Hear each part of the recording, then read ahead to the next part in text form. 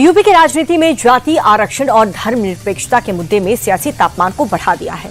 UP के पूर्व मुखिया अखिलेश यादव आजमगढ़ दौरे पर थे, जहां से उन्होंने बीजेपी सरकार पर जमकर निशाना साधा।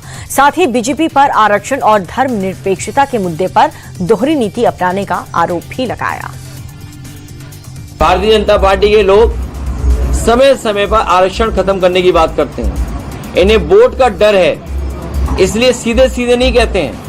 इसीलिए समाजवाद या सेकुलरिज्म के बहाने पीछे से ये साजिश रचते हैं। समाजवादी व्यवस्था, जहां हमें संविधान बाबा साहब भीमराव अम्बेडकर जी सामाजिक न्याय के लिए आरक्षण और आर्थिक गैरबराबरी को दूर करने के लिए सोशलिज्म, दोनों तरह की आर्थिक और सामाजिक गैरबराबरी को दूर करने के लिए जो समाजवादी व्यवस्था लागू की है, उसके खिलाफ ये लोग हैं। इसीलिए समय समय पर ये सोशलिज्म के खिलाफ बोलते हैं, जो नवाजवादी बोलते हैं, जो डी कंपनी बोलते हैं। सच्चाई तो ये है, नवाजवादी लोग बोलने वाले जब उनकी पार्टी की स्थापना हुई थी तो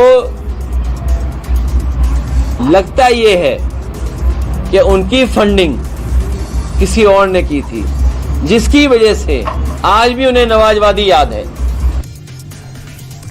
और वहीं दूसरी तरफ समाजवादी पार्टी के senior leader Ravidas Mehrotra ST Hasan से भी आगे बढ़ गए। उन्होंने कहा कि बीजेपी सरकार मुसलमानों के खिलाफ है, धर्म के आधार पर भेदभाव करती है। सिर्फ इतना ही नहीं, उन्होंने ये भी कहा कि बीजेपी के लोग धर्म पूछकर मुसलमानों पर हमला करते हैं और इसीलिए आतंकवादी और बीजेपी में कोई अंतर नहीं। कांवड़ यात्रा के समय जो लोग दुकान लगाते हैं उनको उनका जाति और धर्म पूछना पूर्ण रूप से अनुचित है। भारतीय जनता पार्टी और आतंकवादियों में कोई अंतर नहीं है।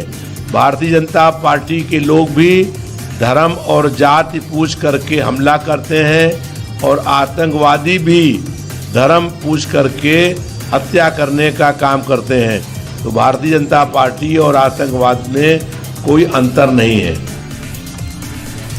समाजवादी पार्टी के नेता को जवाब दिया है यूपी के डिप्टी सीएम ब्रजेश पाठक ने। उन्होंने कहा कि कांवड़ियों की तुलना आतंकवादियों से करके समाजवादी पार्टी ने पाप कर दिया। ब्रजेश पाठक ने कहा कि बीजेपी सबका साथ सबका विश्वास पर काम करती है, लेकिन नियम सबके लिए है। अगर कोई पहचान छुपा करके खाने पीने का सामान बेचेगा तो ये ग्राहकों के साथ धोखा है। समाजवादी पार्टी के लोग इस तरह की बयानबाजी कर रहे हैं कि आतंकियों की तुलना वो कांवड़ यात्रियों से कर रहे हैं। कितना निंदनीय कृत्य है, घोर निंदनीय कृत्य है। समाजवादी पार्टी उत्तर प्रदेश में शरिया कानून लागू करके मुस्लिम तुष्टीकरण को बढ़ावा देकर के वोट बैंक बनाना चाहती है। उत्तर प्रदेश के लोग इसे कभी स्वीकार नहीं करेंगे। हमारी प्रतिबद्धता उत्तर प्रदेश में व्यवस्थित सकुशल कांवड़ यात्रा को लेकर के है और हर क्रेता का अधिकार है वो जाने की किस व्यक्ति से वो सामान खरीद रहा है, उसकी पहचान क्या है। आप कहेंगे तरह तरह के कानून, तो मैं कहना चाहता हूं डीजे की ऊंचाई पर भी हमने नियम बनाया है और जो अन्य धार्मिक जुलूस हैं उन पर भी नियम बनाए हैं। हम हर तरह से उत्तर प्रदेश में कानून व्यवस्था को मेंटेन करेंगे, ये हमारी जिम्मेदारी है। वहीं दूसरी तरफ बिहार चुनाव को लेकर के भी सरगर्मियां काफी तेज हो चुकी हैं। राजनीतिक दलों के नेता अपनी अपनी पार्टी की जीत के दावे कर रहे हैं। चिराग पासवान ने भी एनडीए की जीत का दावा करते हुए आरजेडी पर जमकर अटैक किया। चिराग ने कहा कि आरजेडी ने लोग अभी से अपनी हार का बहाना ढूंढने लगे हैं। इलेक्टोरल एक्सरसाइज तो अलग हो रहा है, इनकी हार का बहाना ढूंढने की एक्सरसाइज एक तरफ चल रही। तथाकथित जितने भी इंडिया अलायंस के लोग हैं ये अलग एक्सरसाइज में लगे हुए हैं कि भैया नवंबर में बहाना क्या देंगे, क्योंकि हकीकत है जिस तरीके से आज की तारीख में एनडीए गठबंधन आगे बढ़ रहा है, जिस तरीके से ये एक विनिंग कॉम्बिनेशन है, इसको हम लोग आजमा चुके हैं इस कॉम्बिनेशन को उपचुनाव में। तो ऐसे में इंडिया अलायंस को पता है कि दूर दूर तक उनकी जीत इस बार संभव नहीं है।